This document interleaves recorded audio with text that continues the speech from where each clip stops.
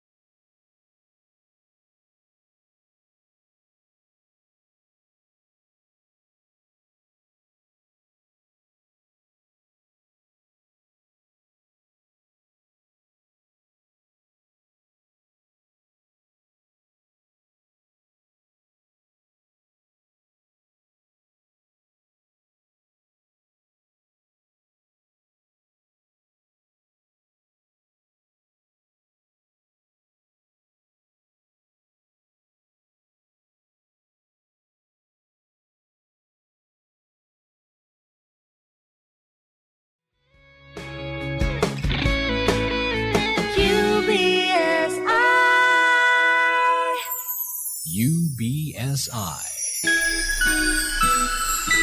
Informing and entertaining Filipinos since 1998. Energy, energy, energy, energy!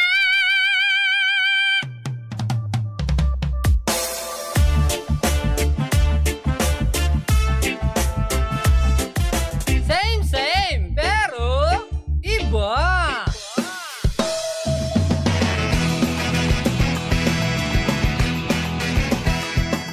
Same, pero iba.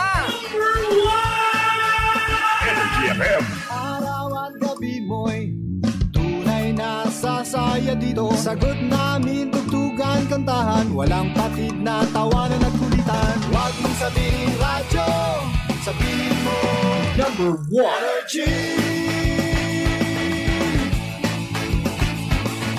Ito ang number 1, 06.7 Energy FM.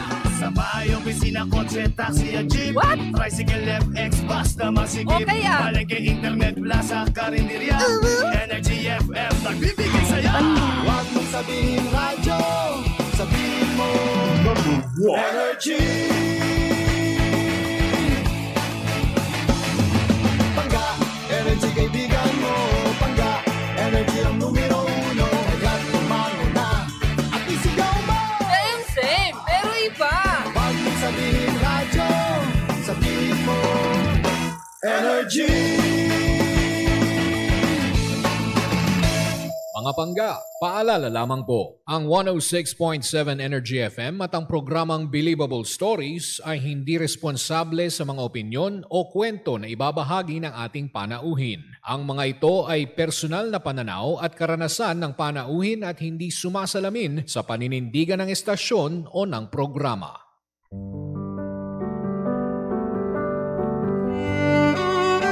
Believable Story, mga kwento, Naranasan kong ma-discriminate ang sarili kong pamilya. Ang hirap, no? Kasi lumaban ka naman ng patas pero iba yung tingin nila sa'yo kasi PWD ka. buhay, Hindi madali na malayo sa pamilya. Pero sa ikagiginhawa ng buhay nila, tinatagan ko yung loob ko. Pinangako ko sa sarili ko, anumang unosang dumating, ilalaban ko yung pangarap ko. at tagumpay. Bawat pahit na dumaan, lahat yun, hindi ko na nararamdaman. Kasi, andito na ako eh. Naabot ko na. Ginapang ko to bang para kang laging umakit ng mundo. Pero, nung dumating na yung takdang oras para sa akin, napasalamat Lord talaga ako para sa kanya lahat ng ito. Thank you, Lord. Believable Stories. Kwento, buhay, at tagumpay. Inspirasyon Sa bawat kwento. Believable Stories.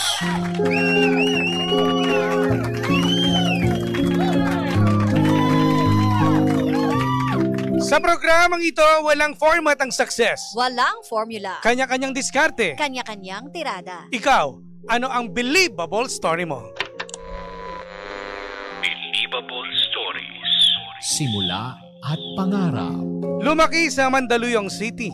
Nangarap maging flight attendant. Bata pa lang, katuwang na ang ina sa pagtitinda para sa pang-araw-araw. Pagsubok at pagbangon. Bilang panganay, maagang natutong tumulong sa pamilya. Lumipat ng tirahan ng 4 na beses dahil wala silang sariling bahay. Noong pandemic, naging social media manager para makabili ng cellphone at masimulan ang online baking business. Tagumpay at inspirasyon. Ngayon mayroon na siyang isang buong commercial space para sa kanyang negosyo.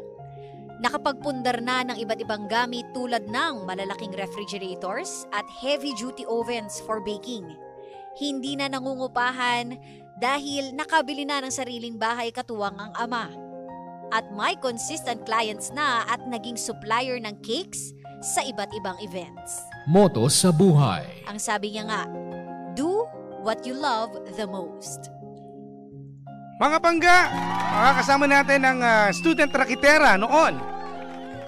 Kabi-kabila ang kliyente ngayon. Welcome po, Ruby Ann Platenia. Yes! Hello po, good afternoon po. Kamusta at mukhang kinakabahan si... Si Nilalamig Nilalamig. lang po. Oo. Kasi talaga dito dapat malamig kasi sa labas napakainit eh. Kaya nga, Oo, di ba? Pero una ko napansin kay Ruby, ang ganda ng color ng hair niya. Thank you po. Pero usog. At talagang... Pero usog. Tsaka swak na swak sa online na no? Oo. Yung datingan ni Ruby Ann. Oo, tingin mo, gano'n. Oh? Yes, Ruby. Paano pa ka namin ni, tawagin? Ann or Ruby Ann? Ann na lang po. Ann. Alam mo yung Okay, Ann, medyo may tayo may kalala, mga tropa natin eh.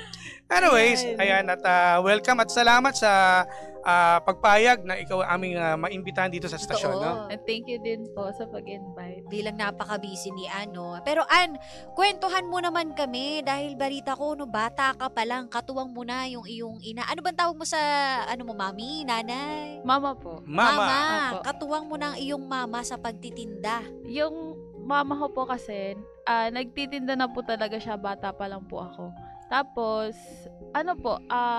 tumutulong na po ako kay mama. Tapos, hanggang nung nag-high school po talaga ako, bago po pumasok, nagbabalot ng turon, nagluluto ng kwek, yung ganun po, tumutulong po talaga ako kay mama. Ang niluluto ng mama mo ito, turon? Pang-merienda. Pang-merienda. Opo. Ito ba yung mga, yung naglalako? O Hindi dun po. sa tapat ng bahay? O sa bahay lang? Sa amin lang din pwesto. po. May Opo. pwesto. Oo. May maliit na po pwesto kasi kaming narerentahan po noon. So, Tas makakanin, yung, ganyan. Tas yung likod po noon, doon po kami dati nakatira. Tas yun ngayon po, narerentahan na po namin yung buong space na yun. Kasi doon na po ako nagbe-bake. Doon na po ako nagtitinda. Pero balikan natin yung yung buhay niyo noon. Si Mami o si Mama mo ay nagtitinda ng mga merienda. Opo. At ang tatay mo naman, anong trabaho? Nagwo-work po sa law firm. Okay. Opo. So, kayo ang naiiwan madalas sa bahay. Opo, kami Tapos, po. yun ang pinagkukunan ninyo, syempre, mga Ng- turon, Opo. ganyan. Bago ka pumasok ng school, pati pag-uwi. Opo, mostly po bago pagpasok kasi panghapon po ako eh. Ah. So, sa umaga Nakatulong pa po, siya. tumutulong po talaga ako kay mama. Buti meron ka pang time na kahit pa paano makapaglaro, ganyan. Opo, kasi po, nasa condominium na, parang old condominium po kami. So, nakakapaglaro pa naman po ako. Parang hindi naman po siya naging sagabal kasi, total nakakatulong naman po ako kay mama. Parang hindi naman po siya... Para ka lang naglalaro. Opo, yun. Parang nasanay na po. Old condominium? Ito yung parang, ano ba yun? Tenement ba tawag? Hindi po siya tenement eh. Parang first condominium po siya sa Metro Manila. Na sama-sama? Sa Mandaluyong. Opo. 5 building po siya. Parang old style condominium po. Kasi po ang tenement, di ba po parang tabi-tabi po talaga yung bahay. Doon po kasi para siyang condominium pero old style po. Opo. Tapos may commercial building po kasi doon. Yung isang floor po doon. Puro tindahan po talaga. Kasi nga maraming tao sa Mandaluyong. Opo. Matanong ko lang, sa loob o sa labas? Syempre sa loob po. Matanong lang. Ano na yun matagal na yun Kasi kung madadaan kayo sa Mandaluyong City, napakadaming tao dyan. Tsaka parang feeling ko 24 hours gising yung mga tao. Kasi nga, ang daming kainan, tindahan ng kainan dun eh, di ba? Sentro po kasi ang Mandaluyong. Oo, sentro. Pero eto nung nag-aaral ka, sabi mo hanggang sa ilang taong ka nagtinda? Simula po grade 7, parang 12 years old. Bata pa. Tapos tumutulong na po talaga. Nung kolehiyo ka, pinangarap mo maging flight attendant? Opo. Nag-take po talaga ako ng tourism. Bakit mo naisip na mag-flight attendant? Ano po, gusto po kasi mag-travel. Opo.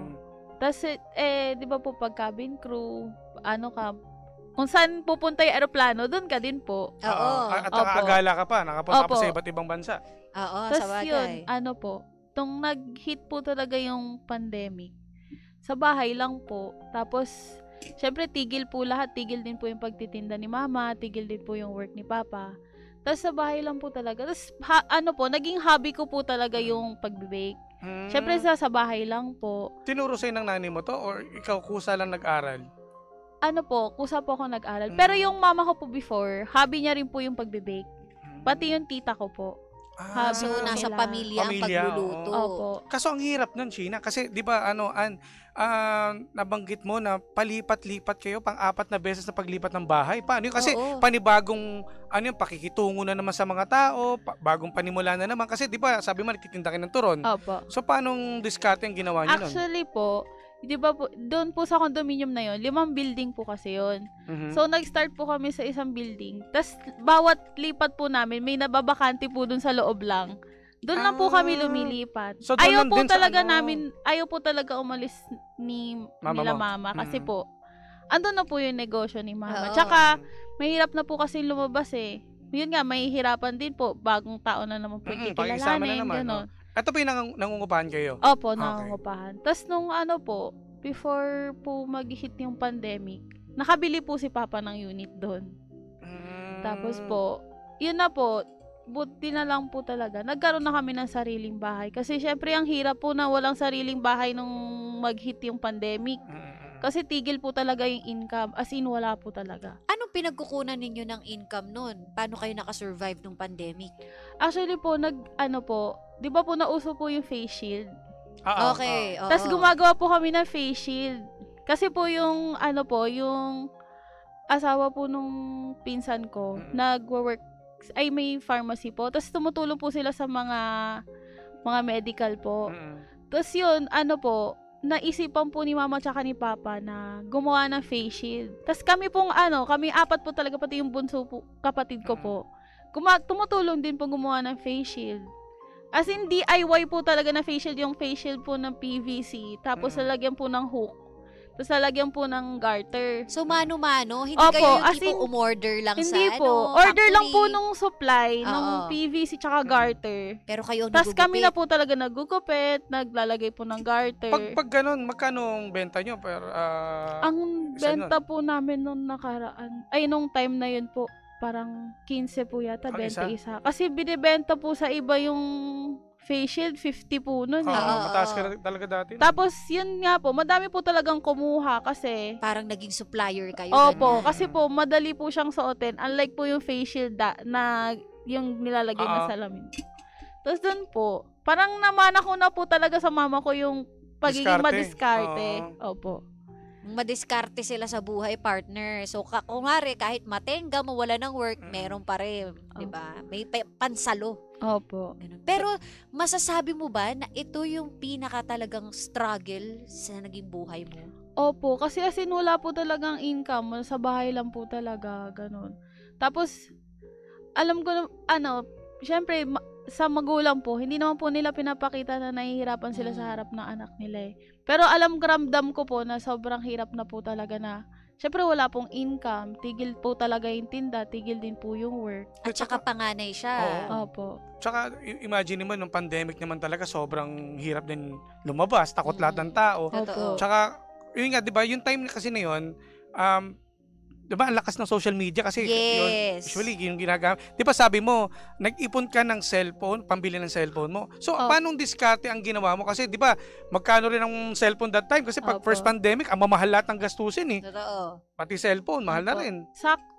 Po nun, 4th year po ako na 4th year college. Tapos sakto po, yung pinsan ko po, na nasa ibang bansa, need niya po ng isang social media manager. Tapos yun po yung, syempre, wala po talaga akong phone nung bago po din po kasi ng pandemic, wala po akong phone. Tapos parang, nung iyon naipon ko po doon, ay, yung exchange po doon sa work, yung phone po. Yeah. So, naging po talaga, naging helpful helpful yung cellphone. Kasi po, nung time nung pandemic, ako po yung nagpo-post ng face shield, tapos sakto rin po na nakakuha ng supplier si mama ng cold cuts. Ako po talaga nagpo-post lahat. Kasi sobrang lakas po ng social media that time. Kasi po social media lang po lahat. Tapos doon po, noon na naging hobby ko na po yung pagbe-bake, nag-start po ako sa Yema Cake. Yema Cake. Opo. Ano to? Tipong pagising mo lang isang umaga, natripan mo magluto ng merienda para sa pamilya? Ganun? Opo. Merienda lang po sabay. Pangkain lang po. Tapos sakto may steamer. Wala po talaga akong oven, as in. Wala po akong DIY lang lahat. Opo. Yung pinapadala po before ng tita ko na nag-ibang bansa, nagpadala po siya dati kasi ng mga pang-baking, gano'n. Yun po yung nagagamit ni mama dati. Tapos yun, ako po yung gumamit nung time na yun. Tapos nag-start lang pong gumawa ng Yema Cake, na tripan lang po sa bahay. Nasarapan din po sila mama, tapos may pinagbigyan din po siya. Tapos yun, naisip ko, sige, benta na lang natin. Tapos yun po, ang nagbigay ng pampuhunan po sa akin nun, si mama. Tapos yung kinita ko po nun, pati yung puhunan, binayaran ko po siya. Wow! Tapos doon na po nag-start. Nag-start sa Yema Cake, chocolate cake. Tapos, natripan ko rin pong gawa ng birthday cake yung mama ko kasi na-birthday din po siya noon. Tapos yung kapatid ko, yung pinsan, doon na po nag-start. Tapos may na-order din po sa akin ng yung una ko pong customer kapitbahay namin. Tapos nag-order po siya sa akin ng customized cake. Tapos sabi niya, wag ikaw na bahala, basta basta gandahan mo lang, gayahin mo lang yung tema, basta kahit hindi yung gayang-gaya. Tapos yun, nakuha naman po. Tapos doon na po ako nag-start. Tanong ko lang, no? Kasi tayong mga Pinoy, di ba, sabihin natin, madiskarte tayo. Lahat gagawin natin para sa pamilya natin. Ikaw ba, yung naisip mo itong negosyo na to, ano yung nagpalakas ng loob mo? Kasi lahat naman tayo gusto natin magnegosyo. At parang, kumbaga, mag-click o kumbaga, makilala. Ikaw ba, ano yung iniisip mo at parang nabuo yung dibdib na ituloy ko to kasi dito ako makikilala at dito ako kikita, ganun? Ang pinaka-main reason ko po talaga is yung kumita, makatulong po sa parents ko po. Kasi po, po yun peak po talaga nung pandemic Siyempre po, nag-aaral din po ako noon. Tapos sa private school po kasi ako nung college So parang naisipan ko po talaga, para pang pang school ko po talaga. Tapos, kahit homeschool po, kahit po kasi nun, sa bahay lang po nun yung school po nun Pero syempre may binabayaran pa rin po kasi sa school, kahit na nasa online class lang. Tapos yun po, dun po talaga nag-start. Tapos, yung naiipon ko po din that time, pinasa-start ko na pong magbili ng paunti-unti ng pagbibig. Nakakaano lang kasi, di ba, Sheena? Parang sa mga ganitong sitwasyon niya, meron na siyang goal. Oo. Di ba? Parang, eto, try ko to, laban na ako dito kasi samantalahin ko na pandemic, halos lahat naman, wala naman ang makakalaban dito na malapit-lapit lang di sa atin. Kasi nga halos lahat di lumalabas ng bahay. Kasi ang mga tao na lang ako na bibilib ako kasi ang lalakas ang loob nila na etong puhunan ko nito, tataya ko na to, bahala na. So ang nasa isip mo that time, para makatulong sa pamilya mo, yun lang. Para maging success ka. Oo, di ba? Kumbaga kasi kung iisipin natin, hindi naman siya yung tipong talagang, alam mo yun, yung wala nang makain, ganun level. Pero, kumbaga kung nasa isip man niya na, hindi, safe naman ako, wala na akong gagawin. Pero hindi, nag-initiate pa rin siya. At saka hindi biro ang mag-business during pandemic. Yes. Dahil halos lahat yan, ang dami ko kilala na nalugi. Truly. Nagsara. Diba? Totoo. And masarap sa feeling, lalo na sa mga magulang mo, diba? Na ikaw mismo, nag-e-effort ka para tumulong sa kanila. Yun And eto nga, eventually, lumakas itong baking business mo. So, sino yung unang kliyente na yun talagang nagtiwala, big time yung order sa'yo, na hindi mo makakalimutan? Yung kapitbahay po namin. Siya. Kasi po, siya po talaga unang umorder sa akin. Tapos tuloy-tuloy na yung order niya. Sa pre-taste mo lang siya, nagpa-pre-taste ka sa kanila or bumili na kagad? Nagpa-free taste po. Kasi po, yun, tita po ng childhood best friend ko. Okay. Tapos po, biniginawan ko po yung childhood best friend ko ng cake. Tapos doon po nila natikman. Tapos nagustuhan po nung anak niya. Tapos doon po, umorder po siya sa akin. Tapos nag-start na po yung yung maliliit na cake, ganun po. Pinopost po ni mama din. Pinopost ko rin po, ganun. So, customized cakes na ito, no? Medyo mahirap rin yung partner. Mahirap talaga. Siyempre po, ito ba yung may mga fondant? Ganyan? Hindi po. Buttercream lang po talaga lahat. Okay. Ayan, nakikita natin sa screen sa mga nanonood po sa Facebook. At ito pa yung dating mo? Ayan po yung shop ko na po ngayon. Wow! So dating yung nirerentahan lang sa Turon, ngayon, yung isang buong space na po nirerenta na po namin. Ay, nice. So talagang malaki na ito, no? Opo. Tapos yung shop ko din po, papa ko lang po lahat gumawa. Siya nag-design? Opo, siya po lahat. Siya rin mismo nag-ano? Opo, pati yung mga cabinet po dyan. Nagkarpintero? Opo. Okay. Kasi po dati ganyan lang po siya. Ginawan simple lang yung design mo, no? Tapos si papa na po lahat. Pati nagpintura po, lahat po talaga. Tulong-tulong na talaga. Alam mo, pag sa business, ikaw ba naka-experience ka ba ng mga masusungit at minsan dumating sa point na hindi nasunod yung gusto nila? Actually po, halos araw-araw naman po nakaka-experience talaga ng matataray yung madami po request, ganon. Po, meron din po yung nasunod naman po yung gusto niya, Pero may iba pa po pala siyang gusto na hindi niya sinabi. Yung ganun po. Anong solusyon na ginawa mo dyan? Ano po, kinausap ko pa rin po siya ng maayos. Tapos, screenshot ko po yung sinabi niya. Parang, hindi ko naman po siya inatake agad na, hindi mo naman niya sinabi, ganun. Kausapin pa rin po talaga. Ano po talaga, dasal lang po na, no? Mahabang pasensya po, sobra. Tapos yun po, edi nagsettle na po, ganun po. Ang mahirap lang po talaga yung yung bigla pong magka-cancel. Kahit bayad na. So, merong mga ganun? Opo. Nung doon po, nung Mother's Day po. Buti na lang po, Mother's Day po kasi talaga. Yun po talaga yung pinakamarami pong order. Compared po sa Pasko. Kasi po halos lahat ng gustong regaluhan yung nanay. Oh, I see. Ngayon ko lang nalaman Opo. Paano nag-cancel tapos nagawa mo na yung cake? Opo, nagawa ko na. Ano po, pinost ko din po. So may bumili pa? May bumili pa po. Kasi po yung iba, hindi po sila yung gusto, hindi na po sila nagpapa-reserve. Naghahanap lang po kung anong available. Tapos yun, nabili naman po. Okay. Ano nang pakiramdam na unti-unti, sabi dito nabanggit partner na nakakabili ka na ng malalaking oven, pati ng refrigerator. Mga heavy duty na. Oo, ano to, pautay-utay mong nabili? Opo, nag-start po ko sa second hand na maliit na oven. Ganun lang po siya kaliit. Yung pambahay lang po. Okay, oo. Tapos po, yung kapitbahay lang din po namin nagtitinda ng ibang building. Tapos, nabili po namin ni mama ng 1.5. Di ginawa ko na po. Kasi may naipon naman na po ako nun sa Yema Cake. Tapos, doon na po nag-start yung Tapos, po, bawat po talaga na, tiyatsagaan ko po talaga kasi po, malakas po talaga every year. Pasko, New Year, Mother's Day, Father's Day, Valentine's, yung mga ganun po. Tapos nagtatabi po talaga ako ng pang budget sa mga bibilin, no? Kasi, di ba, tama ka naman doon, no? May mga talaga, may mga buwan na talaga, may season, no? Yes. Yung mga, kung saan tayo malakas, no?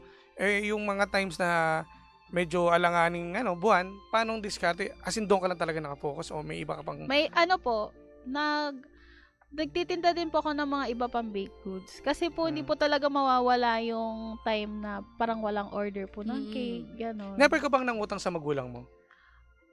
Yung totoo? Nangutang po. Hindi kasi, alam mo, hindi biro kasi yung business na ganyan eh. Oo, totoo. Kailangan mo ng kapital eh. Paano mo kinausap ang magulang mo? Kanino ba? Kay mama o sa papa mo? Kay mama po. Actually po, yung iba ko pong ref, po yan, nakiride po ng card. Po, parang napagtanto ko po na huwag kang matakot mangutang, pero dapat babayaran mo. Oo, tama. Kasi po, hindi naman po talaga masamang mangutang, pero dapat may pambayad ka. Yes. Alam mo sa sarili mo na babayaran mo. Yun po. Oo, kasi hindi, ako po kasi, parang ko po, nanghihinayang po akong i-cash lahat. Kasi pwede pa pong umikot yung pera eh. So, kung kaya mo namang mangutang, utang ka yung... Gamitin mo. Opo, gamitin mo. Alam mo yung uutangin mo, alam mong babayaran mo rin. Yes, di ba? Ganun yung utak ng mga negosyante. Kumbaga, hindi mo pera yung pakikilusin mo, no? Tapos padadamihin mo, paiikutin. Ayan, ako. Eto nga, na meron ka ng mga naging supplier ka na ng cakes, no? Opo. So, ngayon, tapos ka ng mag-aral din. Opo. I-pursue mo pa ba yung pagiging flight attendant? Sa ngayon po, hindi.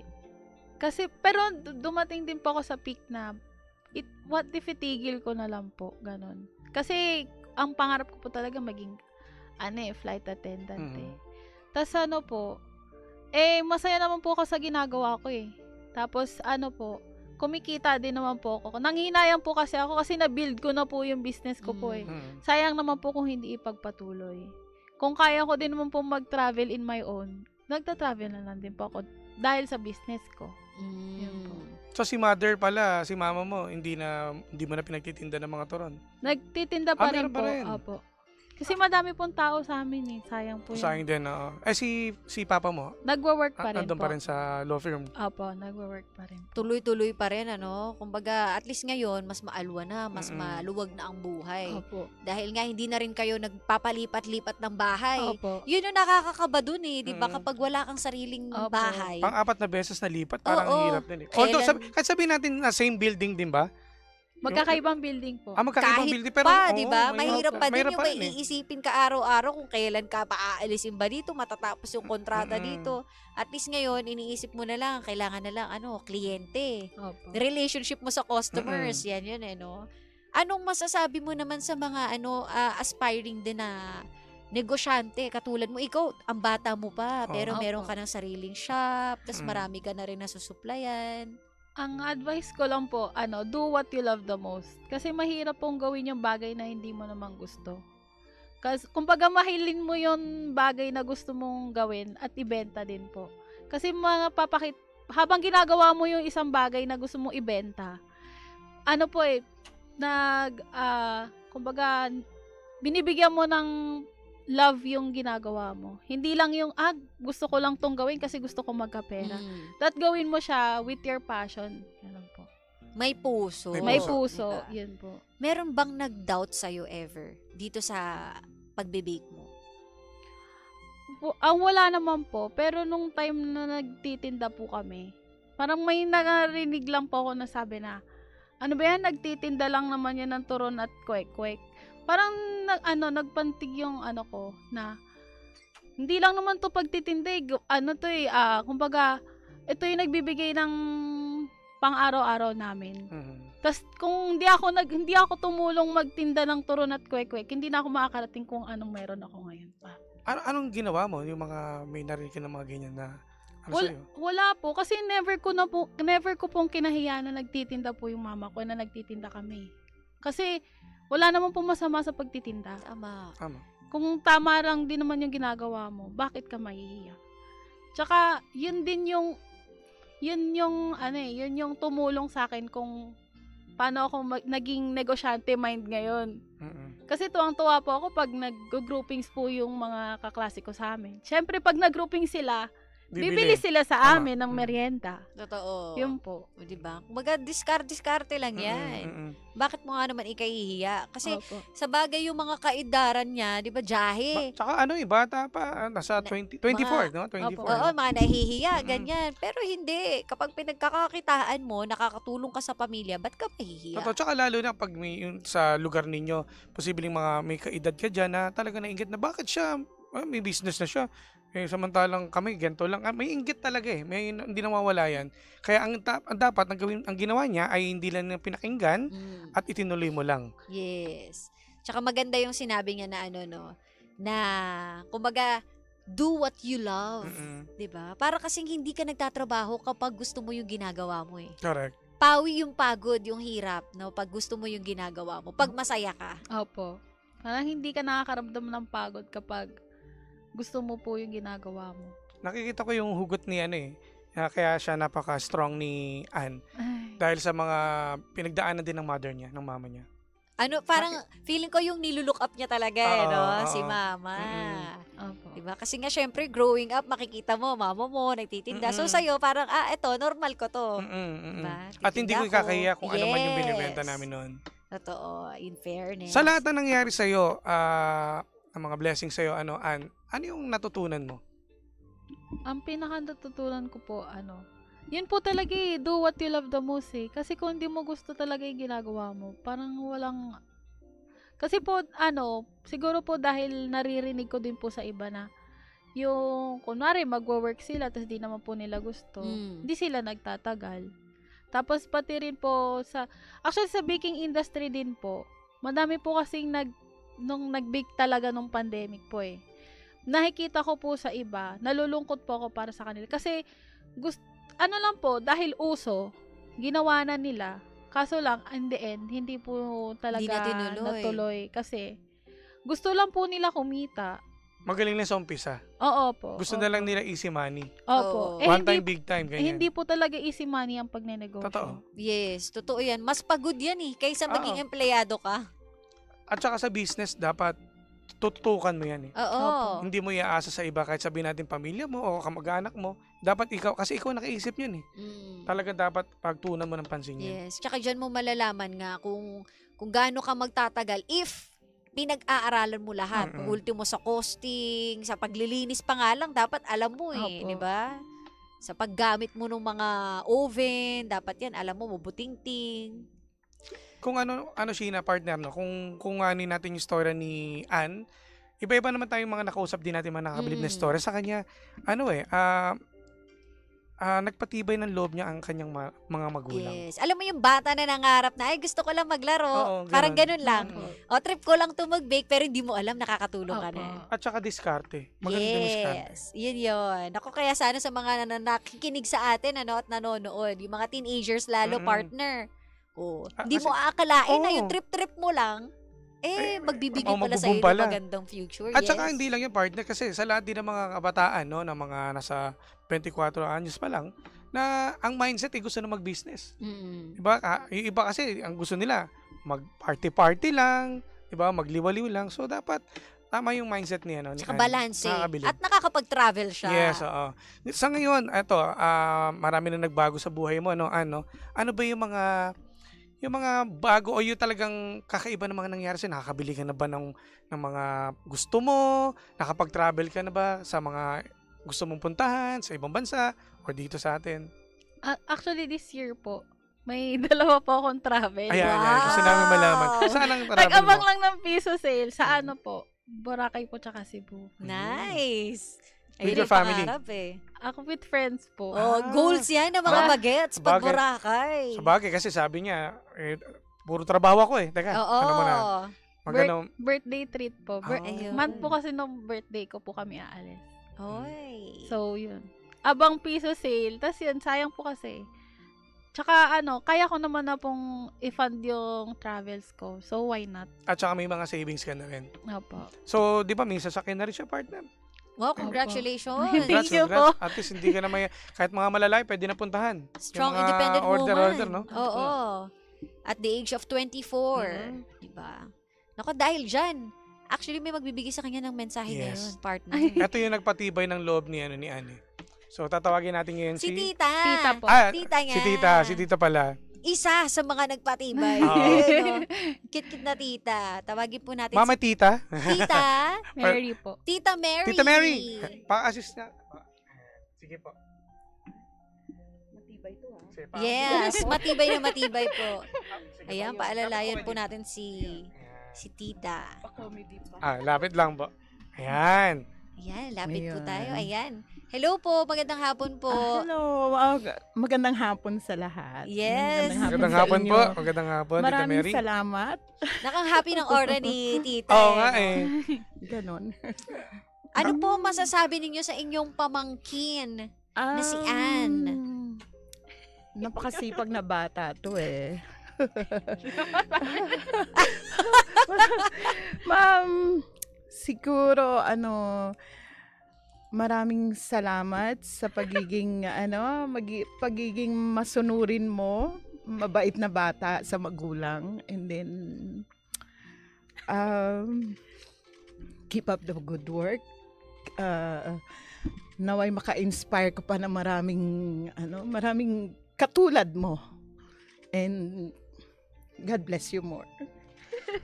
Parang very supportive si Tita. Tama. Diba? Ramdam mo kagad dun pa lang sa pagtingin niya At saka bilib na bilib si Tita kasi sa pinagsimulan Yes. Hindi biro ang ginawa niyang diskarte. At naman. Witness si Tita. Okay. Ano naman masasabi mo kay Tita? Tatawa po ako kasi kanina pagkasabi magme-message. Kola. Kasi kaya kami sa kotse kasi pamilya kami na iyakin. Pamilya iyakin. Sabi ko dapat mama at papa mo dito hindi ako. Thankful din po kasi isa din po siya sa supportive po talaga sa akin. Lagi nag-i-initiate maghugas. Dishwasher. Yun talaga ang role ng mga tita, di ba? Tsaka very supportive talaga. Yes, very proud yan. Malamang si tita taga-share din sa Facebook. Tama. Taga-record din sa friends. Oy, bilhin nyo yung cake ng pamangkin. Referral sa mga amiga, sa mga kakilala niya. Of course. So, anong masasabi mo kay tita mo? Ayan, thank you. Kasi, nag-initiate sa yung talaga yung kasi recently nga po nung Mother's Day.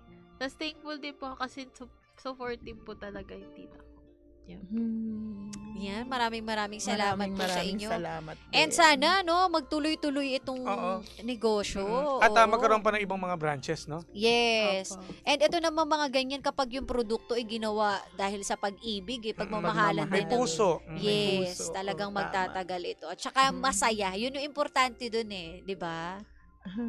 Yan ako. Congratulations po. Tita. Thank you so much. Sa negosyo and maraming salamat. At dahil sa nakakabilib mong kwento, tanggapin mo ang parangal na ito. Ayan. Ang paghanga at pagkilala kay Ruby Ann Plotenia para sa pagbabahagi ng iyong kwento ng sakripisyo at tagumpay sa programang Believable Stories na nagsilbing inspirasyon sa bawat pangga. Ipinagkaloob ngayong May 19, 2025, ganap na alas 4 ng hapon sa ikatlong palapag ng E-Square Building, Barangay North Green Hills, San Juan, Metro Manila. Kasama ang aming mga puso at pasasalamat, DJ Jimbo and yours truly, DJ Sheena. Ayan. Thank you po. Thank you po. Thank you. Baka may message sa baka may gusto po kayo pasalamatan. Ano po, thank you po kay Mary Rose kasi siya po yung nag-invite sa akin. So, nag-invite. Then, thank you po sa parents ko, kay tita, na nagpasama sa akin ngayon. Tapos sa friends ko, sa mga bading, alam na po nila yan. Then po, tapos po sa sa boyfriend ko po, thank you rin sa pagiging supportive. Happy anniversary lang. Anniversary niyo pala. Kahapon. Wow. Happy anniversary. Ayan, and sa mo? Sa mother mo. Ano ang message mo sa iyong parents?